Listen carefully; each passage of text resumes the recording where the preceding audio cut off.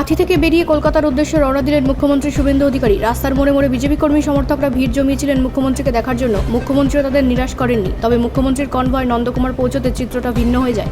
কয়েক হাজার কর্মী সমর্থককে দেখে গাড়ি থেকে নেমে পড়েন মুখ্যমন্ত্রী। বেশ কিছুক্ষণ পদযাত্রা করেন কর্মী সমর্থকদের সঙ্গে।